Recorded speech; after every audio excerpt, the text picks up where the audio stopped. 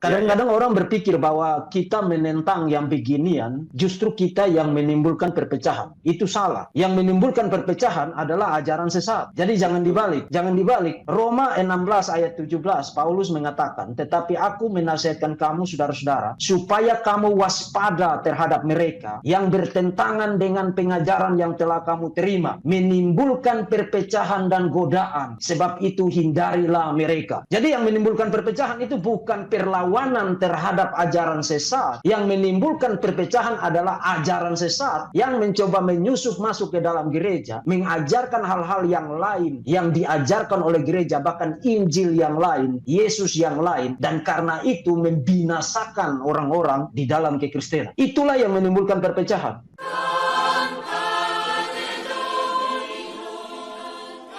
Sebelum memulai tayangan ini, rekan-rekan harus mutlak mendengarkan penjelasan kami di tayangan sebelumnya. Sebab, seluruh tayangan ini saling kait-mengait karena bersifat suatu series. Jadi, bila rekan melewatkan tayangan sebelumnya, maka hampir bisa dipastikan, rekan akan mengalami gagal paham yang sangat parah.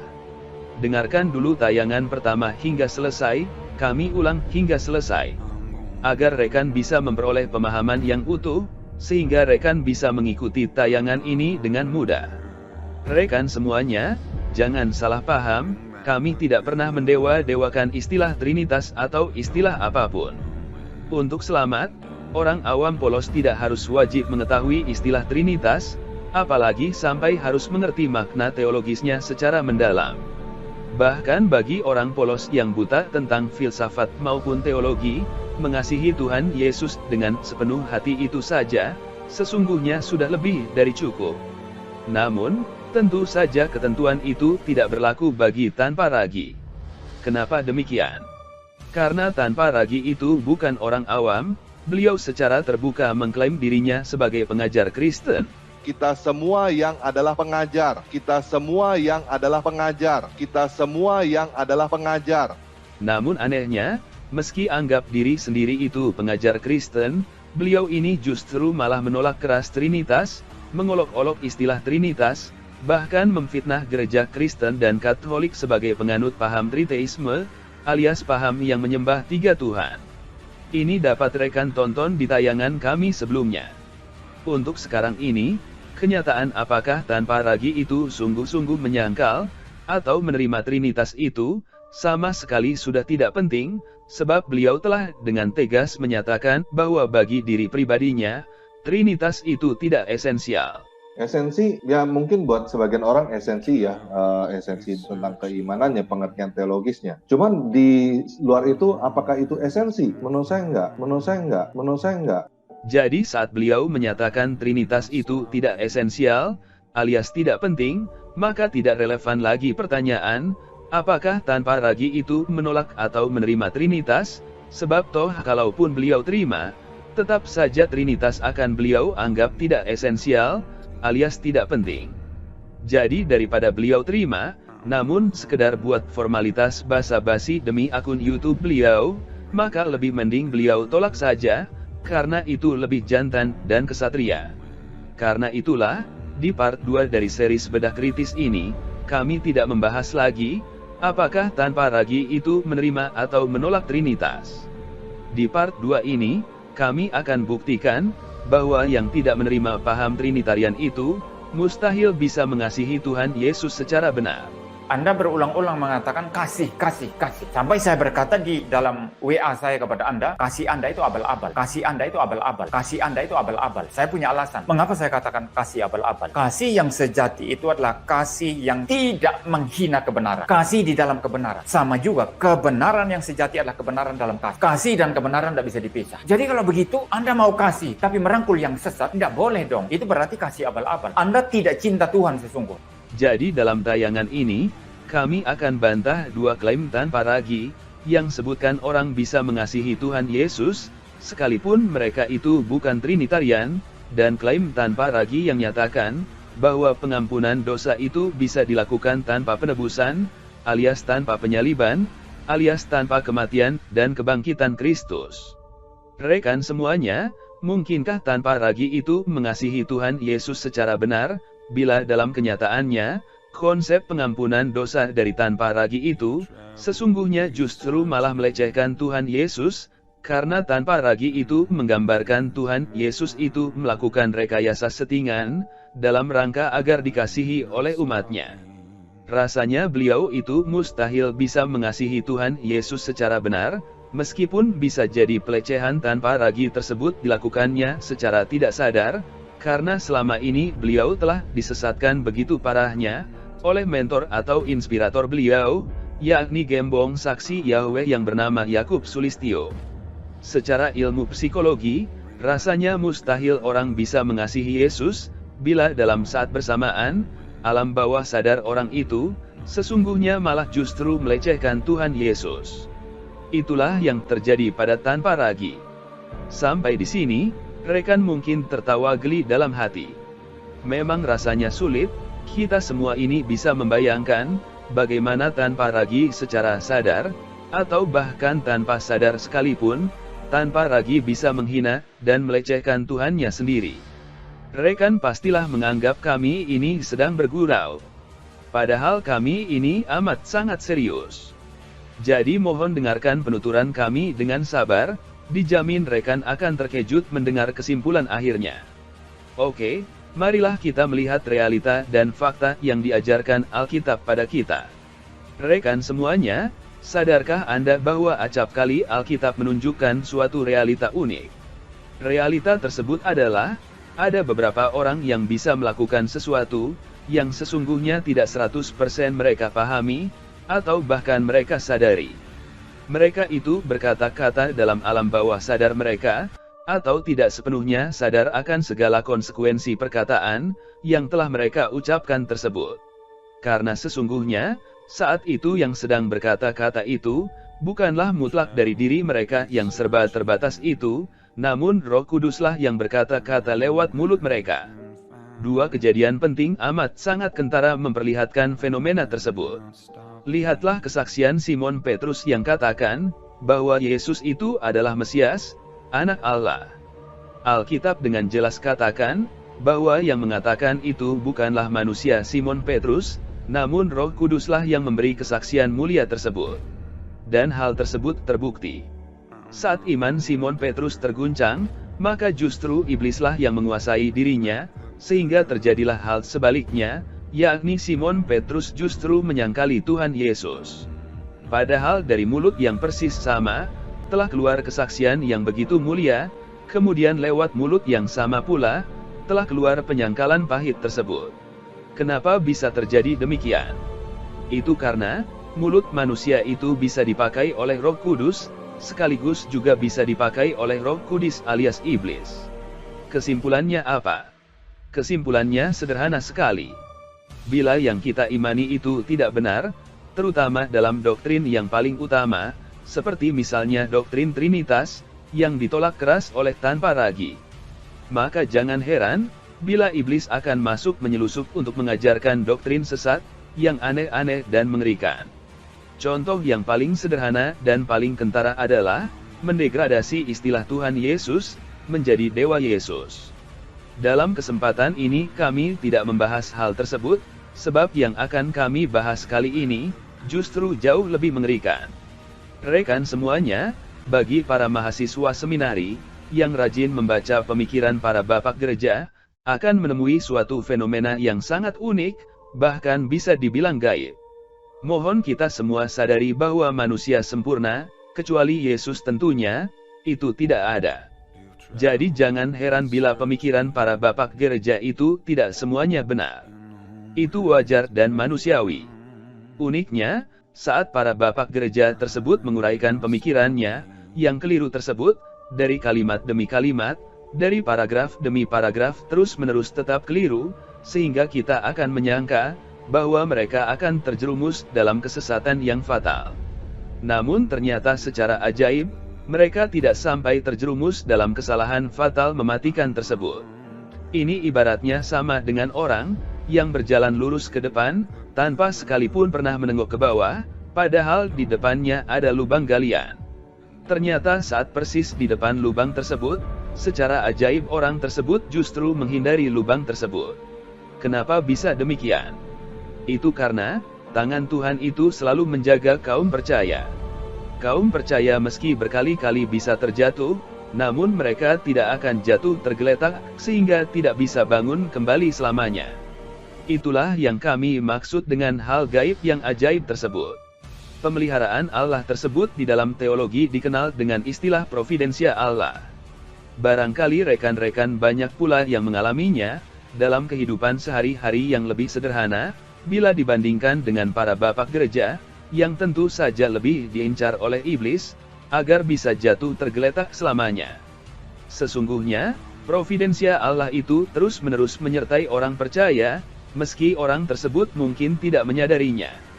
Hal sebaliknya yang terjadi pada tanpa ragi. Karena beliau itu amat sangat membenci Tuhan sejati, alias Tuhan Trinitas, maka hidupnya selalu dalam pimpinan roh jahat.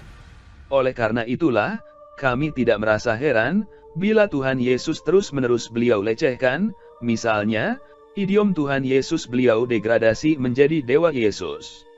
Barangkali, beliau tidak sadar akan hal tersebut, dan menyangka itu semua terjadi, karena beliau telah menguasai bahasa Yunani. Itu tadi hanyalah sekedar pelecehan yang sederhana, dalam bentuk mendegradasi istilah Tuhan Yesus menjadi istilah mengerikan Dewa Yesus. Namun di topik kali ini, kami akan membahas pelecehan, yang jauh lebih gawat daripada hanya sekedar pelecehan dalam bentuk istilah tersebut. Rekan semuanya, perlu rekan ketahui, bahwa kami tidak akan mengkritisi tanpa ragi, bila kekeliruannya itu hanya kecil-kecil remeh-temeh. Kesalahan tanpa ragi itu berakumulasi terus-menerus, sehingga beliau tidak sadar telah membuat pengajaran super sesat, yang amat sangat fatal. Jadi, tidak ada istilah ujug-ujug, yang membuat kami sampai harus terpaksa mengkritisi beliau. Mengapa saya akhirnya kemudian menyerang tanpa ragi? Itu bukan ujug-ujug, bukan ujug-ujug, bukan ujug-ujug. Kami berharap, kritikan keras kami ini bisa menyadarkan beliau. Rekan semuanya, sebelum kami mulai ke inti permasalahan, perkenankan kami memberikan beberapa ilustrasi, demi memudahkan kita membayangkan, hal mengerikan apa, yang telah tanpa ragi tuduhkan kepada Tuhan Yesus. Ilustrasi pertama adalah kesedihan dan kegundahan Deddy Corbuzier, terhadap putra semata wayangnya, yang amat sangat beliau kasihi. Setelah menghina-hina Tuhan Yesus, ternyata Deddy Corbuzier segera menuai perbuatannya. Putra kesayangannya amat sangat malu dan kecewa terhadap lelaki pilihan ibunya, yakni Vicky Prasetyo. Saking malunya, putra tersebut sampai memutuskan berhenti mengikuti semua medsos ibunya. Sebelumnya, ibunya pernah pacaran dan menikah dengan pria lain, namun hal tersebut masih bisa dia terima. Namun ternyata kali ini berbeda. Lantas ada apa dengan Vicky Prasetyo? Rekan semuanya, semua orang itu tahu, bahwa Vicky Prasetyo itu adalah raja rekayasa, alias raja settingan. Hampir segala hal, bahkan termasuk hal yang sakral sekalipun, misalnya pacaran, pernikahan, perceraian dan lain sebagainya, bisa beliau format dalam bentuk settingan. Kita tidak mengerti kenapa bisa begitu. Ada yang bilang demi sensasi dan popularitas, agar bisa tetap eksis di dunia hiburan Indonesia, yang kacau balau ini. Entahlah, kami tidak mau tahu akan hal tersebut. Yang kami tahu adalah, ternyata akan mempunyai ayah tiri raja rekayasa itu, sudah amat sangat memalukan. Coba rekan bayangkan, mempunyai ayah tiri yang raja rekayasa saja sudah memalukan, apalagi mempunyai Tuhan yang ternyata hanyalah raja rekayasa, sebagaimana Tuhannya si tanpa ragi. Syukurlah, Tuhannya tanpa ragi itu bukan Tuhannya kami, karena Tuhannya beliau itu adalah Tuhan Tauhid, sedang Tuhan kami adalah Tuhan Trinitas Maha Kudus. Ilustrasi kedua ini adalah kisah klasik, yang bisa jadi dikisahkan dalam beragam versi, namun intinya tetap sama saja. Dalam kisah klasik, digambarkan ada seorang gadis diganggu oleh sekelompok lelaki berandalan, kemudian muncullah seorang pria jagoan, yang bisa mengusir para lelaki berandalan tersebut. Karena kagum dengan sang jagoan tersebut, maka akhirnya gadis tersebut berhasil disunting oleh sang jagoan tersebut. Singkat kata, setelah mereka mempunyai beberapa anak, akhirnya sang wanita tersebut tahu, bahwa peristiwa dia ditolong sang jagoan tersebut, sesungguhnya hanyalah sebuah settingan belaka, yang amat sangat lebay, alias amat berlebih-lebihan. Lantas setelah ketahuan, apakah si wanita tersebut minta cerai? Tentu saja tidak, sebab si lelaki tersebut adalah suami sekaligus ayah yang baik. Ya, semuanya berakhir baik-baik saja, meskipun si wanita tersebut sesungguhnya telah ditipu lewat settingan atau rekayasa yang amat sangat lebay. Kenapa si wanita tersebut bisa menerima settingan tipu-tipu macam begituan? Jawabnya sederhana sekali, yakni yang si wanita tersebut harapkan bukanlah lelaki jagoan, namun lelaki bertanggung jawab yang sayang pada anak istrinya. Jadi meski sadar bahwa dia memang ditipu, namun si wanita tersebut telah memaafkan suami tersayangnya tersebut. Setelah mendengar kedua ilustrasi tersebut, maka sekarang kita akan menginjak kepada pertanyaan yang menggelitik batin kita. Dengar dan renungkan baik-baik. Jika ternyata sang lelaki yang berpura-pura sebagai jagoan tersebut adalah Yesus, maka jawablah dengan jujur, apakah rekan semuanya masih tetap bisa menerima dan mengasihi Yesus semacam itu? Kami tidak tahu jawaban rekan semuanya itu apa. Namun kami tahu dua jawaban yang saling bertolak belakang. Jawaban pertama, tentu dari tanpa ragu. Beliau menerima Yesus semacam itu dengan sepenuh hati beliau, sebab bagi beliau, fakta bahwa Yesusnya dia itu mengasihi dia, sudah lebih daripada cukup. Idiom yang sering beliau ungkapkan adalah, saya tidak peduli dengan semua tarian, entah itu unitarian, binitarian, trinitarian atau bahkan vegetarian sekalipun. Yang penting adalah kita itu mengasihi Yesus. Rekan semuanya, apakah makna mendalam dari ungkapan tersebut? Tentu saja sangat sederhana sekali. Tanpa ragu itu tidak peduli Tuhannya beliau itu trinitarian ataupun bukan. Sebab baginya trinitarian itu tidak esensial alias tidak penting. Ini benar-benar tragis dan menyedihkan, sebab harusnya seorang pengajar Kristen seperti tanpa ragu itu tahu, bahwa Tuhan yang bukan Tuhan Trinitarian itu adalah mutlak Tuhan palsu, alias iblis sang penipu, iblis sang raja di raja rekayasa yang penuh tipu daya settingan. Sekarang dengarkan jawaban kami. Kami dengan tegas menolak Yesusnya tanpa ragu tersebut. Rekan mungkin bertanya, apakah kasih dari Yesusnya tanpa ragu itu tidak cukup, sehingga kami bisa begitu getas menolak Yesusnya tanpa ragu? Lagi-lagi jawaban kami tegas bahkan getas. Tentu saja tidak cukup, bahkan kami tidak membutuhkan kasih semacam itu. Kasih semacam itu hanyalah kasih abal-abal alias kasih palsu. Kasih sejati itu mutlak harus seiring sejalan dengan kebenaran. Kasih yang tidak seiring sejalan dengan kebenaran, tidak lebih hanyalah kasih dari iblis yang sedang menyamar. Ingatlah rekan semuanya, Alkitab dengan tegas mengatakan, bahwa iblis itu bisa menyamar sebagai malaikat terang. Di dalam kasih sejati, mutlak harus ada kebenaran di dalamnya. Anda berulang-ulang mengatakan kasih, kasih, kasih. Sampai saya berkata di dalam WA saya kepada Anda, kasih Anda itu abal-abal. Kasih Anda itu abal-abal. Kasih Anda itu abal-abal. Saya punya alasan. Mengapa saya katakan kasih abal-abal? Kasih yang sejati itu adalah kasih yang tidak menghina kebenaran. Kasih di dalam kebenaran. Sama juga, kebenaran yang sejati adalah kebenaran dalam kasih. Kasih dan kebenaran tidak bisa dipisah. Jadi kalau begitu, Anda mau kasih, tapi merangkul yang sesat, tidak boleh dong. Itu berarti kasih abal-abal. Anda tidak cinta Tuhan sesungguhnya. Anda menghina semua doktrin yang sudah dirumuskan oleh orang yang mengasihi Tuhan ini, yang bergumul baik-baik, bahkan mereka berdebat untuk kemudian merumuskan ajaran yang betul-betul sesuai dengan Alkitab. Anda menghina Tuhan, Pak, tanpa ragu. Anda menghina kebenaran Tuhan. Dan dengan demikian, saya meragukan Anda apakah sungguh mengasihi Tuhan atau tidak. Bagaimana mungkin Yesus bisa berpura-pura sebagai jagoan? Dalam konteks ini adalah, bagaimana mungkin Tuhan Yesus bisa berpura-pura sebagai juru selamat, yang pura-pura menyelamatkan dosa umat manusia, dengan pura-pura mengorbankan dirinya sendiri. Sebagaimana itu dinyatakan oleh tanpa ragu, dengan menggunakan bahasa yang halus dan melingkar-lingkar. Itu semua tidak mungkin. Yang bisa berpura-pura seperti itu mutlak hanyalah iblis. Hanya iblislah yang bisa melakukan rekayasa atau settingan seperti itu. Yesus sejati memang bisa melakukan segala hal, kecuali segala hal yang buruk, kecuali segala hal yang rekayasa alias settingan.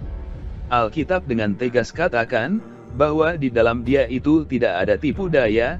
Jadi bagaimana caranya, kok Tuhan sejati kok bisa melakukan rekayasa, alias settingan demi memperoleh cinta dari umat manusia? Itu mustahil. Perhatikan pada ilustrasi sebelumnya, kenapa si istri bisa tetap menerima suaminya, yang telah menipunya dengan rekayasa settingan lebay konyol semacam itu? Jawabnya sederhana sekali. Itu karena si istri telah memaafkan perbuatan suaminya tersebut. Terus bagaimana dengan kami?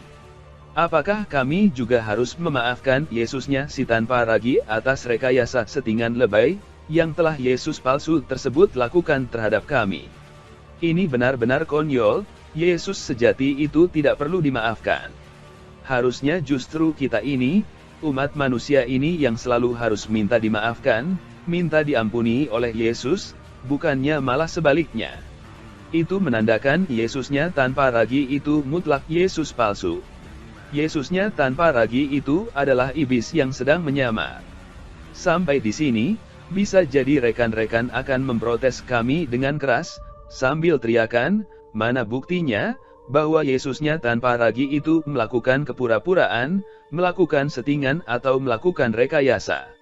Kalau tidak bisa memberikan bukti, bukankah channel ini adalah channel hoax, bukannya channel realita dan fakta seperti yang kami slogankan? Bisa jadi, protes terus berlanjut. Protes berikutnya barangkali akan berbunyi, kisah ilustrasi tersebut kenapa ditimpakan kepada Yesus? Yesusnya tanpa ragi tidak melakukan hal demikian itu. Yang dilakukan Yesusnya tanpa ragi itu adalah menebus dosa umat manusia, bukannya memikat hati wanita dengan berpura-pura sok menjadi jagoan. Sabar rekan semuanya, ilustrasi jelaslah bukan suatu bukti. Bagi kami, ilustrasi hanyalah untuk menggambarkan situasinya itu seperti apa.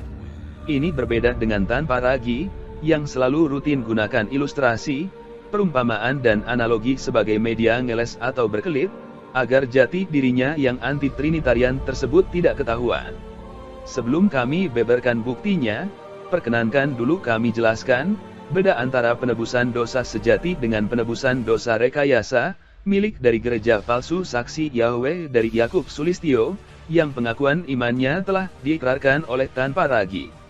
Penjelasan ini kami utarakan, agar rekan sepenuhnya sadar, betapa seriusnya ucapan penyesatan dari tanpa ragi, yang sebentar lagi akan kami paparkan kepada rekan semuanya. Rekan semuanya, penebusan dosa itu adalah suatu keunikan, yang tidak dimiliki oleh seluruh ribuan agama, yang pernah patah tumbuh hilang berganti. Keunikan tersebut ternyata tidak berhenti sampai di situ, karena ternyata, konsep ketuhanan Tritunggal, alias Trinitas itu juga unik tiada duanya di dunia ini. Ini berbeda dengan paham Triteisme, yang sesungguhnya tidak hanya ada di agama Hindu, yang kita kenal dengan istilah Trimurti. Triteisme itu sesungguhnya amat sangat banyak. Memang Trimurti itu adalah yang paling terkenal, sehingga banyak yang menyangka, bahwa Triteisme itu melulu hanyalah Trimurti saja. Ajaran saksi Yahweh dari tanpa ragi tidak percaya akan adanya satu Allah tiga pribadi. Mereka itu percaya satu Allah satu pribadi dengan tiga manifestasi. Jadi konsep ketuhanan tanpa ragi itu sejatinya sama dengan konsep ketuhanan Tauhid. Bedanya itu cuma satu, yakni saksi Yahweh itu tidak percaya akan kenabian Muhammad. Jadi boleh dikata, pencipta konsep ketuhanan Islam dan pencipta konsep ketuhanan saksi Yahweh itu adalah sosok pribadi yang persis sama. Yang mutlak pasti adalah, sosok pencipta konsep ketuhanan semacam itu, bukanlah Tuhan yang diimani oleh seluruh orang Kristen. Jadi rekan jangan pernah berhayal, bahwa Tuhan tanpa ragi itu sama dengan Tuhan kita. Harap camkan itu.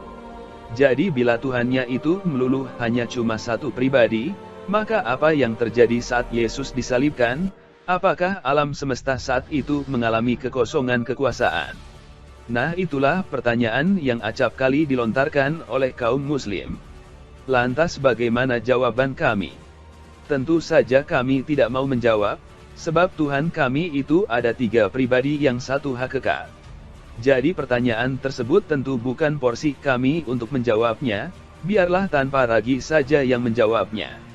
Rekan semuanya, bila rekan bertanya kepada gembong saksi Yahweh yang bernama Yakub Sulistyo, yang adalah mentor atau minimal inspirator dari tanpa ragu, tentang bagaimana caranya Yesus itu bisa menyelamatkan umat manusia lewat penebusan, padahal Yesus itu bukanlah suatu pribadi, alias hanyalah sekedar manifestasi saja, dari Tuhan asli yang sesungguhnya, maka dengan enteng, si gembong sesat nomor 1 ini akan menjawab, bahwa Yesus itu memang hanyalah sekedar manifestasi, dari Allah sesungguhnya.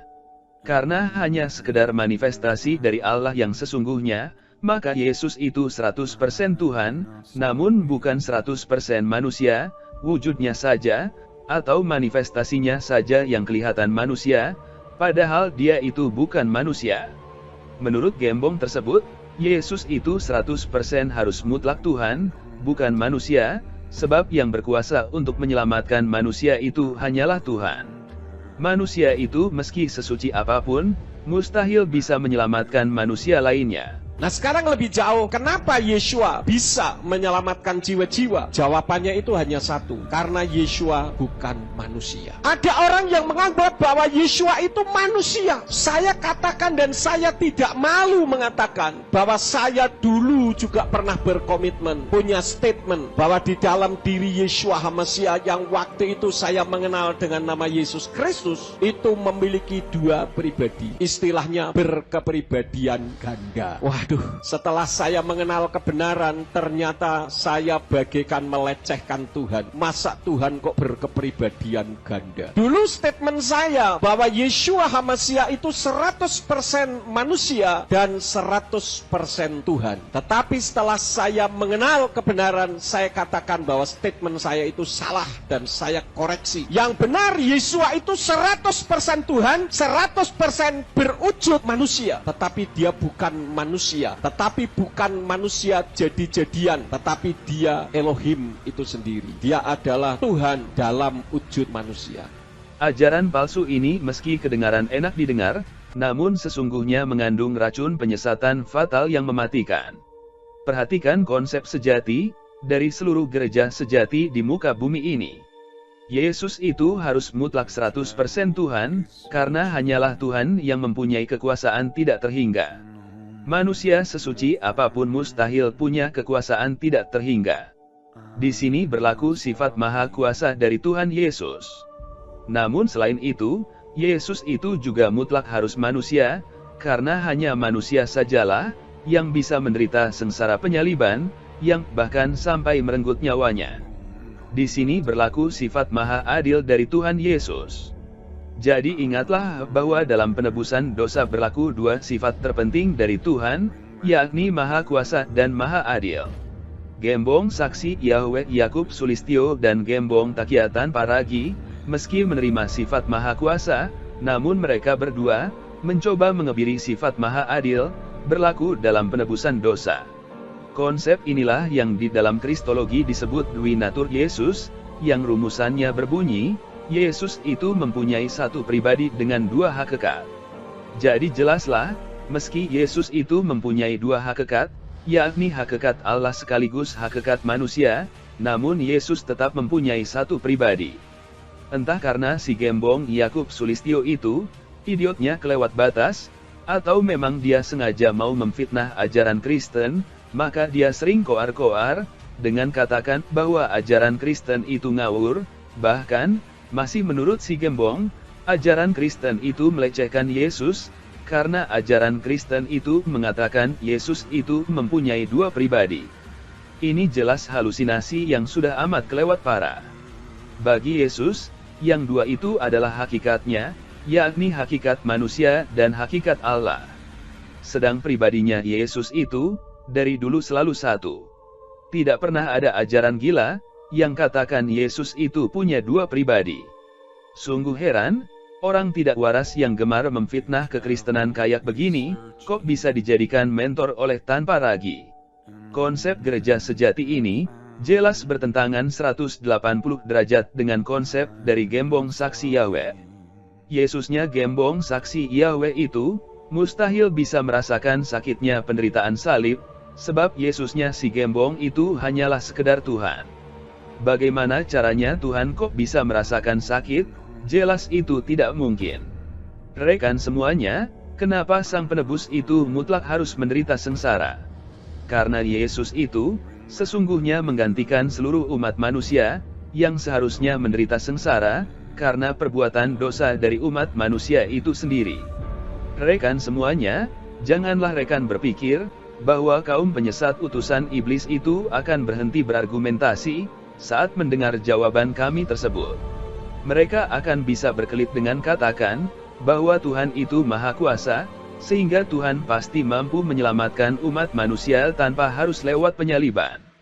Argumentasi tersebut nampaknya saja masuk akal, padahal itu argumentasi yang sengaja untuk menjebak orang yang tidak mendengar secara cermat.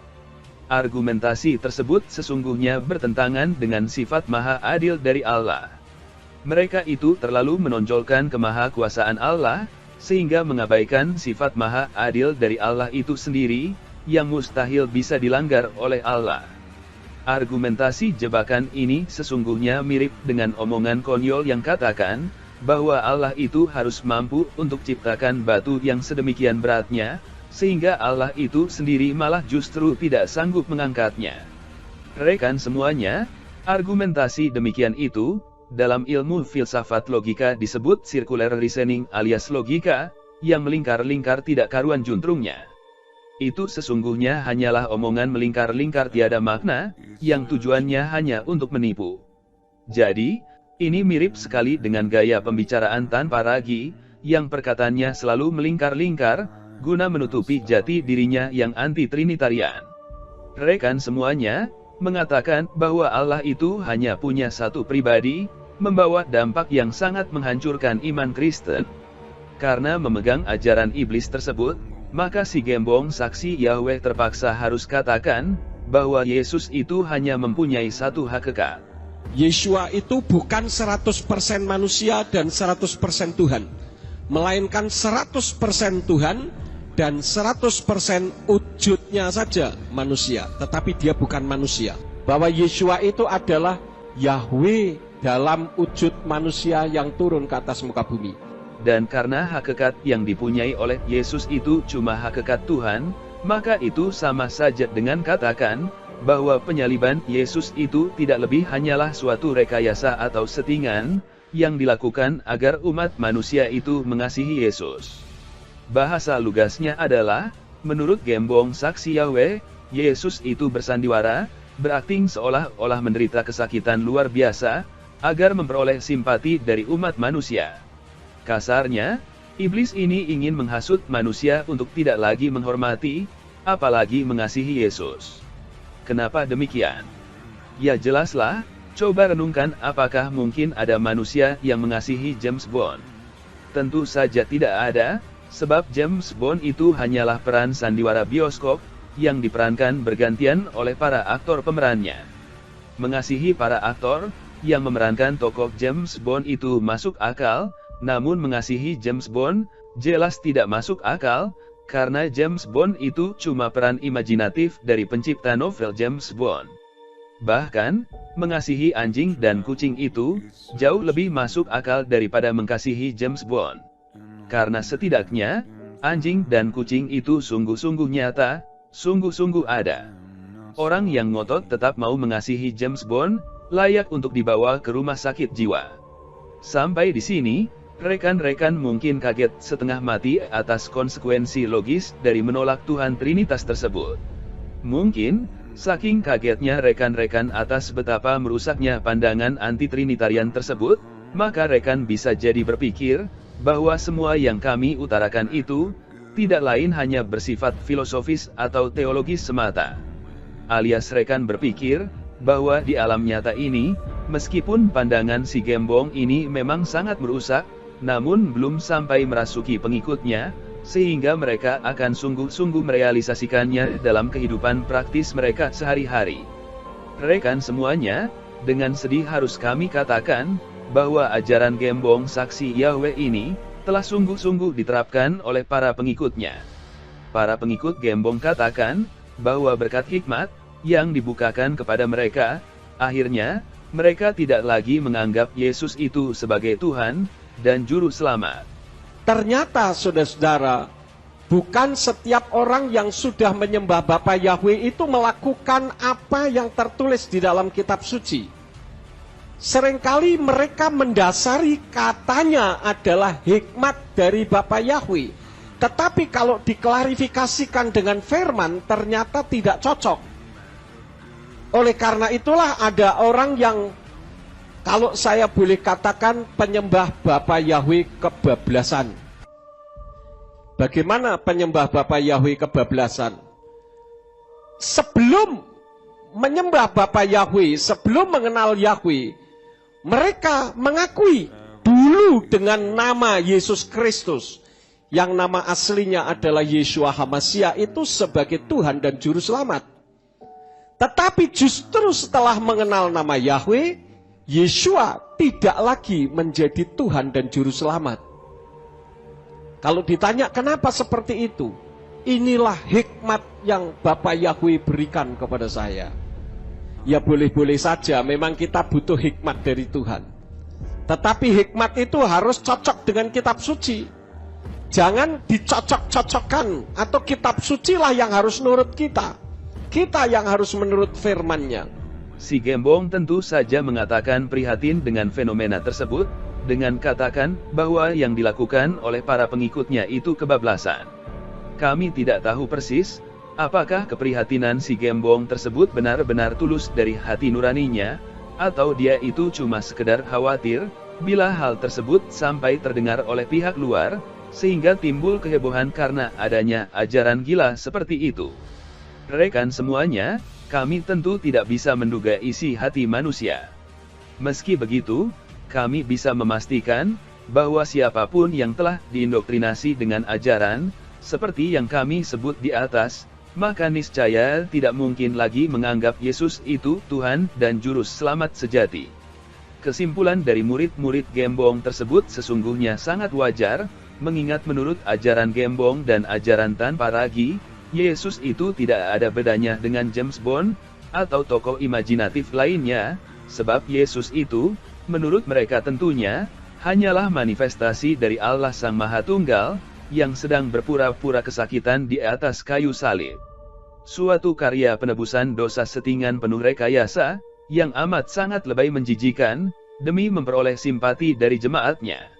Sekedar informasi. Di luar negeri, seorang ulama didakwa terlibat aksi terorisme. Pembelanya dengan enteng menyerahkan semua rekaman khotbah sang ulama tersebut, sambil katakan bahwa sang ulama tersebut tidak pernah menyarankan, apalagi memerintahkan jemaahnya untuk lakukan aksi pembunuhan atau penyiksaan, sebagaimana yang dilakukan oleh para jemaahnya tersebut. Dan memang benar, tidak ada rekaman seperti itu. Lantas kenapa hampir semua jemaahnya terlibat dalam tindakan intoleransi, bahkan ada yang lebih jauh lagi, yakni melakukan terorisme. Para jemaah ulama tersebut melakukan hal yang persis sama dengan para jemaat Gembong, yakni menjabarkan ajaran ulama dan ajaran si Gembong tersebut ke dalam realitas praktis sehari-hari. Coba rekan-rekan pergi ke penjara khusus anak-anak, rekan tidak akan mendengar kesaksian dari anak-anak tersebut yang katakan bahwa mereka melakukan kriminalitas itu karena disuruh oleh orang tua mereka. Sekarang jelaslah apa makna dari ilustrasi kami di awal tayangan ini, yang ceritakan sang raja settingan, alias sang raja rekayasa Vicky Prasetyo, yang membuat putra kandung Deddy Corbuzier harus menanggung malu, karena ibu kandungnya menjalin hubungan dengan sang raja settingan tersebut. Rekan semuanya, perhatikan realitas ini. Seorang anak kecil saja bisa merasa malu terhadap seorang raja settingan atau raja sandiwara yang bernama Vicky Prasetyo.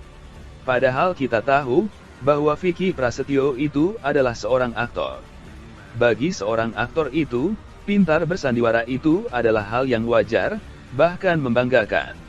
Memang sandiwara beliau tersebut terasa kebablasan, karena sandiwaranya beliau itu tidak cuma saat bermain film atau bermain teater, namun bahkan dalam peristiwa kehidupan sehari-hari, yang mestinya dianggap sakral. Mungkin hal itulah yang membuat putra Deddy Corbuzier merasa malu. Namun sesungguhnya, apa yang dilakukan oleh Vicky Prasetyo ini tidak ada apa-apanya, bila dibandingkan dengan apa yang dilakukan oleh Tuhan Yesusnya tanpa ragi. Settingan atau rekayasa dari Tuhan palsu, yang diimani oleh tanpa ragi ini, membuat kami melompat kaget, saat settingan itu, secara tidak sadar dibongkar sendiri oleh tanpa ragi, yang memang amat sangat anti-trinitarian tersebut. Grand skenario dari paham anti-trinitarian, yang sedang diindoktrinasikan oleh gembong saksi Yahweh, dan muridnya yang bernama tanpa ragi tersebut amat sangat jelas, yakni ingin menggerus rasa hormat sekaligus rasa mengasihi kaum percaya terhadap Yesus. Sampai di sini mungkin ada yang bertanya, kenapa kami menggambarkan tanpa ragi begitu menyeramkan? Bukankah beliau nampaknya orang baik, kenapa kami harus ngomong sekeras itu? Rekan semuanya, di awal kami telah kisahkan Simon Petrus. Siapa yang menyangka Simon Petrus akan menyangkali Tuhan Yesus, bahkan sampai 3 kali?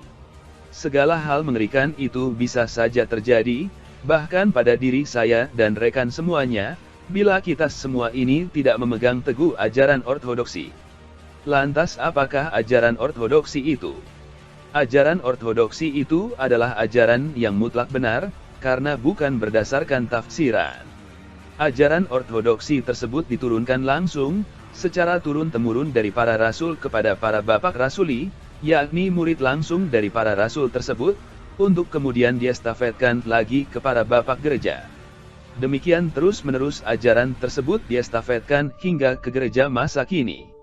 Dalam konteks ini, ajaran ortodoksi menegaskan, bahwa keselamatan hanya bisa lewat pengampunan dosa, sedang pengampunan dosa hanya bisa lewat penyaliban.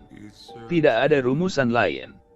Jadi pengajaran yang katakan, bahwa pengampunan dosa itu bisa dilakukan tanpa lewat penebusan, adalah suatu dusta fatal mematikan, yang berasal dari iblis. Mungkin rekan ada yang bertanya dalam hati, kenapa bisa sefatal itu?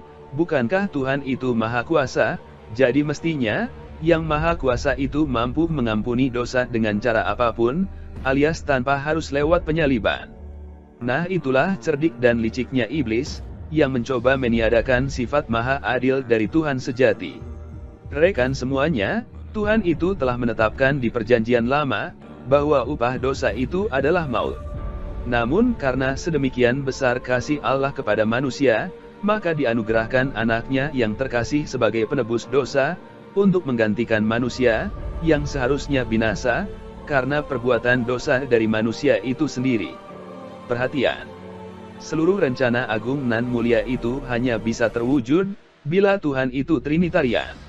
Kita sebelumnya telah melihat, bagaimana Tuhan Unitarian, dari si gembong Yakub Sulistyo harus berpura-pura main sandiwara penyaliban, karena Yesus tauhidnya dia itu cuma punya satu hakikat, yakni hakikat Tuhan saja.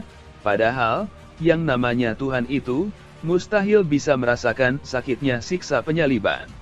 Karena hikmat semacam itulah, yang diberikan si gembong kepada anak didiknya, maka jangan heran, bila para anak didik si gembok tersebut tidak menghormati apalagi mengasihi Yesus. Dalam hal ini yang bersalah itu bukan para anak didik tersebut. Yang mutlak bersalah itu adalah para orang tua, yang sengaja menjerumuskan anaknya, dengan membiarkan anak kesayangan mereka tersebut, disesatkan oleh si gembong. Pertanyaan lanjutannya adalah, bila penyaliban tersebut, hanyalah sekedar settingan atau rekayasa semata, maka apa guna atau faedah dari rekayasa konyol tersebut? Kenapa harus repot-repot membuat atraksi konyol, yang tidak berfaedah seperti itu? Nah, ini sama dengan ilustrasi kami sebelumnya, yang gambarkan pemuda, yang tidak percaya diri dalam merebut hati gadis pujaannya, sehingga harus membuat settingan atau rekayasa, seolah-olah dia itu mampu menghajar para berandalan, yang mengganggu gadis pujaannya tersebut. Terus terang kami tidak tahu, apakah si gembong Yakub Sulistyo ini pernah mengajarkan, bahwa pengampunan dosa itu tidak harus mutlak lewat penebusan dosa. Mungkin saja beliau tidak berani mengutarakan hal tersebut, karena takut kehebohan yang mungkin ditimbulkannya. Jadi kasusnya ini mirip dengan realitas, bahwa dia tidak berani mengajarkan anak didiknya untuk tidak perlu menghormati, apalagi mengasihi Yesus. Namun, tentu saja para muridnya tetap saja tidak menghormati Tuhan Yesus, sebab Yesus yang gembong tersebut gambarkan itu, sesungguhnya hanyalah aktor sandiwara, yang mustahil bisa merasakan siksa penyaliban. Karena kesakitan yang digambarkan oleh Alkitab itu hanyalah pura-pura, maka kasih dari Yesusnya si gembong itu juga pura-pura. Maka wajarlah, bila para anak didik si gembong tidak merasa perlu mengasihi Yesus versi si gembong. Rekan semuanya, ingatlah bahwa si gembong Yakub Sulistyo ini adalah kakek yang amat tua renta, jadi wajarlah bila nyalinya amat kecil. Tentu beliau takut menimbulkan kehebohan, sehingga ajaran penyesatannya terekspos besar-besaran, yang salah-salah bisa mengakibatkan dia kesulitan mencari makan, secara tidak halal tentunya, lewat penyesatan gila-gilaan yang selama ini dia lakukan. Nah, ini tentu berbeda dengan muridnya yang lebih muda, yang tentu saja lebih nekat. Lagi pula, rekan harus ketahui, ternyata ada murid yang selain nekat, juga pintar memainkan kata-kata secara melingkar-lingkar, sehingga para pendengar seolah-olah terhipnotis oleh ajaran sesatnya. Ajaran sesat beliau itu adalah, penebusan dosa itu bukanlah suatu keharusan.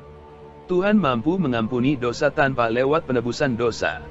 Omongan ini jelas suatu pelecehan, yang amat sangat kejam terhadap pribadi Yesus. Bila penyaliban itu bukanlah suatu keharusan, maka apa gunanya Tuhan Yesus harus merasakan kesakitan yang amat sangat? Atau jangan-jangan, dia itu sama dengan gurunya, yang anggap Yesus itu hanyalah Tuhan semata, alias beliau ini mengingkari ajaran ortodoksi, yang tegaskan dui natur Kristus, yang mempunyai natur Allah sekaligus natur manusia. Karena anggap Yesus itu tidak punya natur manusia, maka itu sama saja dengan katakan, bahwa Yesus mustahil bisa merasakan kesakitan apapun. Artinya, seluruh gambaran Alkitab tentang penderitaan Yesus hanyalah suatu dusta belaka, dalam rangka rekayasa settingan, agar manusia percaya, dan bersimpati terhadap penderitaan Yesus. Sampai di sini mungkin timbul pertanyaan di benak rekan-rekan. Apakah para penganut saksi Yehova, dan saksi Yahweh itu tidak mempunyai juru selamat, sehingga mereka bisa begitu melecehkan Tuhan Yesus? Jangan salah rekan semuanya, kedua agama palsu tersebut, sebenarnya mirip dengan agama Islam, yakni tetap mempunyai juru selamat. Juru selamat mereka itu bernama Yahweh, dan bernama Allah bagi yang beragama Islam. Tuhan mereka itu sama-sama Maha Tunggal, alias sama-sama Tauhid.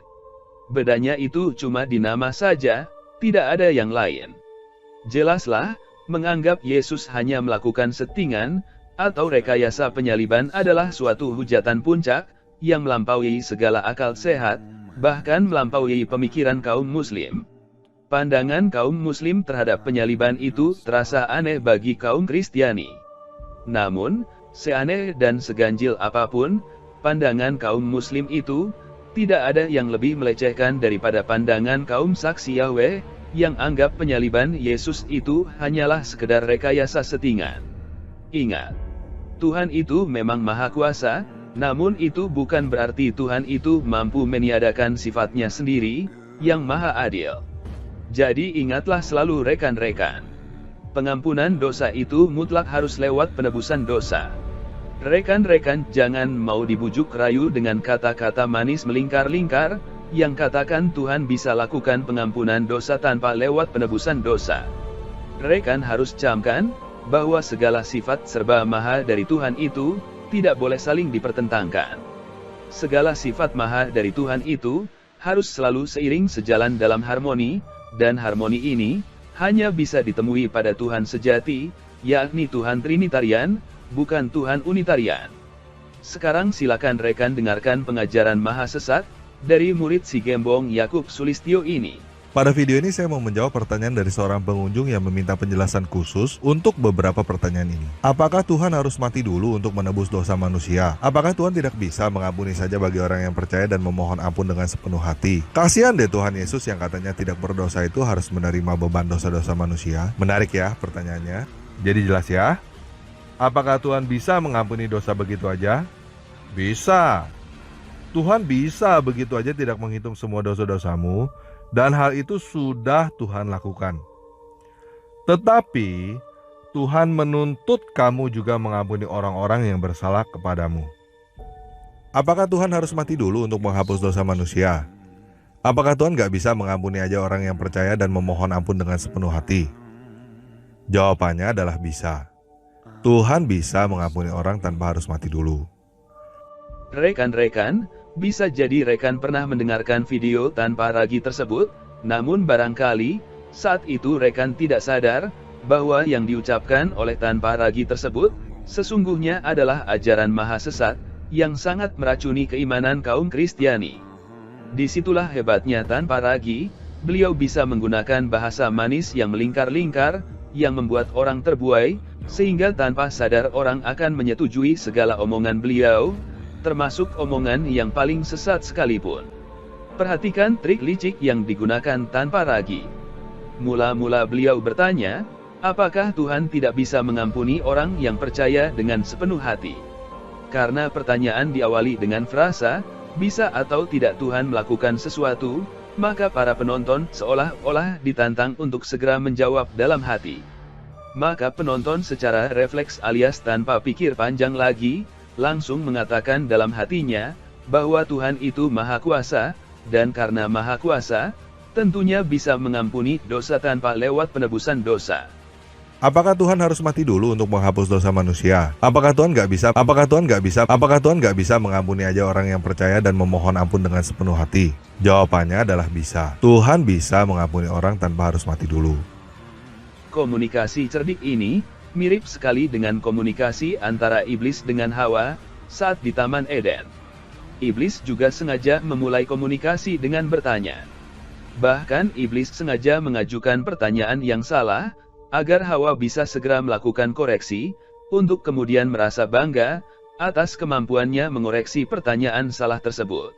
Tahap selanjutnya adalah, karena sudah dijawab Tuhan mampu mengampuni dosa tanpa lewat penebusan dosa, maka perlu dicarikan alasan, kenapa Tuhan tetap melakukan penebusan dosa, padahal menurut tanpa ragi, sesungguhnya Tuhan Yesus itu sanggup mengampuni dosa, tanpa harus mati terlebih dulu. Maka diciptakanlah jawaban yang indah, yakni untuk mengajarkan kepada umat manusia, untuk saling mengampuni. Tuhan bisa begitu aja tidak menghitung semua dosa-dosamu, dan hal itu sudah Tuhan lakukan. Tetapi Tuhan menuntut kamu juga mengampuni orang-orang yang bersalah kepadamu.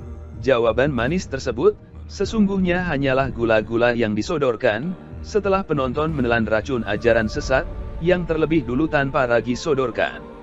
Untuk mengunci agar terkesan ajarannya itu Alkitabiah, maka tanpa ragi sengaja mengutip beberapa ayat, yang sebutkan Tuhan Yesus mengampuni beberapa orang, padahal saat itu penyaliban belum terjadi.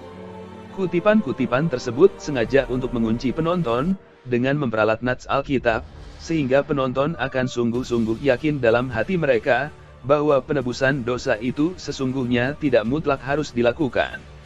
Dengan kata lain, ajaran iblis ini ingin katakan, bahwa Tuhan itu telah melakukan rekayasa settingan tingkat tinggi, yang jauh lebih canggih daripada rekayasa settingan, yang dilakukan oleh Vicky Prasetyo. Itulah hebatnya tanpa ragi, jauh melampaui mentornya si gembong saksi Yahweh Yakub Sulityo. Sampai di sini, mungkin ada rekan yang penasaran sehingga bertanya, bukankah tanpa ragi telah sodorkan banyak bukti gamblang yang katakan, bahwa Yesus telah mengampuni orang-orang tersebut, sebelum penebusan dosa, alias penyaliban terjadi. Tuhan bisa mengampuni orang tanpa harus mati dulu. Apakah kita punya buktinya? Ya.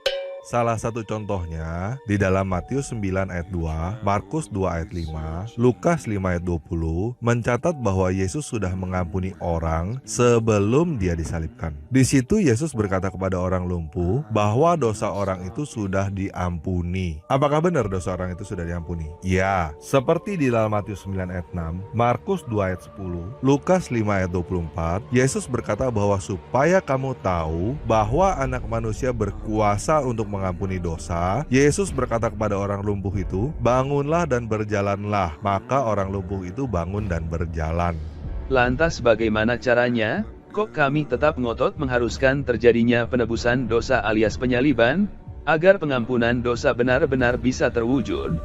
Setidaknya tanpa ragu telah sodorkan bukti Alkitabiah. Lantas apa bukti Alkitabiah dari channel ini untuk menyanggah ajaran tanpa ragu tersebut? Rekan semuanya, dalam channel yang satunya lagi, yakni channel Islam Terungkap, kami telah berulang kali menyatakan bahwa kami ini 100% kaum awam. Oleh sebab itu, mengutip ayat untuk kemudian ditafsirkan, apalagi diperdebatkan sangat jarang terjadi di channel kami. Nah, itulah kelemahan kami. Jadi untuk belajar penafsiran ini itu, ada baiknya rekan belajar saja kepada para pendeta yang berkompeten. Kami lebih suka mengutip perbuatan atau kejadian pasti yang dicatat sejarah, karena catatan sejarah tersebut tidak perlu lagi harus ditafsirkan secara complicated. Maka untuk menyanggah ajaran tanpa ragu yang menyesatkan tersebut, kami akan menggunakan peristiwa atau kejadian sejarah yang kami cuplik dari Alkitab. Kami mulai dulu dengan satu pertanyaan untuk rekan renungkan. Andaikan Tuhan Yesus tidak jadi melakukan penebusan dosa alias penyaliban, maka beberapa orang yang telah Tuhan Yesus ampuni dosanya tersebut, akan masuk surga atau neraka. Bisa jadi rekan akan menjawab, tentu saja masuk surga, karena dosa mereka telah diampuni. Nah, sekarang kami ingatkan nats Alkitab yang begitu pasti, sehingga tak perlu diperdebatkan lagi kebenarannya. Nats tersebut berbunyi, upah dosa itu adalah maut. Jadi bagaimana mungkin mereka masuk surga, padahal mereka itu sesungguhnya adalah orang berdosa, sama seperti kita ini. Rekan mungkin kesal dan ketus menjawab, kan mereka sudah diampuni, jadi mereka itu telah putih bersih tak ada dosa. Oke, dosanya memang telah diputihkan oleh Tuhan Yesus, masalahnya adalah, apakah mereka semua itu langsung meninggal setelah diampuni Tuhan Yesus? Tentu saja tidak. Nah, kalau tidak meninggal, apakah mereka tidak pernah berbuat dosa lagi, setelah mereka memperoleh pengampunan dosa tersebut? Apakah ada orang yang masih hidup, namun tidak pernah berbuat dosa? Hal tersebut mustahil, sebab Alkitab mengatakan semua manusia berbuat dosa. Oleh karena itulah manusia membutuhkan darah pengampunan Kristus sepanjang hidup mereka. Lagi pula rekan harus ingat, bahwa Alkitab dengan jelas mencatat, bahwa Tuhan Yesus telah mewanti-wanti mereka, agar mereka tidak berbuat dosa lagi. Itulah suatu petunjuk kecil yang membuktikan, bahwa mereka itu, meski telah diampuni dosa mereka, namun tetaplah manusia, bukannya berubah menjadi sejenis malaikat yang tidak bisa berbuat dosa. Fakta, bahwa mereka itu masih tetap bisa berbuat dosa itulah, yang menyebabkan Tuhan Yesus mewanti-wanti mereka. Mereka itu, seperti manusia lainnya, sadar atau tidak sadar akan tetap melakukan dosa. Baik itu dosa besar ataupun dosa kecil. Apapun jenis dosanya, tetap saja dosa tersebut akan bisa membawa mereka ke neraka. Ini berbeda halnya bila Yesus telah menumpahkan darah penebusan dosa. Darah Kristus yang Maha Suci itulah, yang akan terus-menerus tanpa batas membasuh dosa seluruh umat manusia, yang beriman kepada Yesus. Jadi silahkan renungkan, penebusan dosa itu perlu atau tidak, penyaliban Tuhan Yesus itu perlu atau tidak. Atau gamblangnya, rekan akan ikuti tanpa ragu, menjadi kaum anti-Trinitarian, atau rekan akan ikuti jejak para rasul, yang teguh beriman pada Tuhan Trinitarian yang kudus. Semua terserah kepada pilihan hati rekan-rekan. Rekan semuanya, secara tidak sadar, kita ini terkadang ingin memperoleh hiburan dari YouTube, dengan menonton tayangan mengasihkan, yang isinya menghantam kaum mayoritas, yang selama ini berlaku tidak adil pada kita, sehingga rasa kesal dan dendam kita itu, bisa terlampiaskan.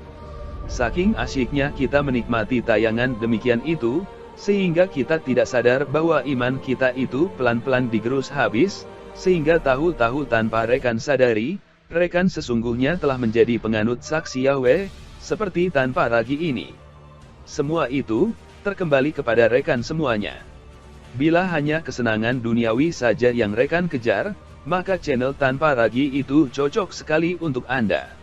Namun bila rekan membutuhkan yang lebih dari itu, yakni adanya peningkatan iman pada diri rekan semuanya, bila itu yang rekan cari, maka kami merekomendasikan Pendeta Verbum Veritatis, Pendeta Muriwali Yanto Matalu alias Pendeta MYBM, Pendeta Ezra Alfred Soru, Romo Daniel Biantoro, dan semua yang lain, yang masih memegang teguh ajaran Trinitarian. Rekan bebas memilih gereja apapun, selama gereja tersebut masih memegang teguh doktrin Trinitarian, maka rekan tidak akan terjerumus dalam kesesatan fatal, yang akan merenggut keselamatan rekan-rekan. Karena bagi kaum Kristiani, Tuhan sejati itu mutlak hanyalah Tuhan Trinitarian. Tuhannya tanpa ragi, yang adalah Tuhan settingan rekayasa yang amat menjijikan itu, sesungguhnya hanyalah iblis yang sedang menyamar. Semoga yang kami utarakan ini, membuka cakrawala pandang bagi kita semua. Akhir kata, kami ucapkan semoga Tuhan sejati, yakni Tuhan Trinitarian, selalu menyertai kita dengan kasih-Nya yang sejati dan melimpah ruah. Amin.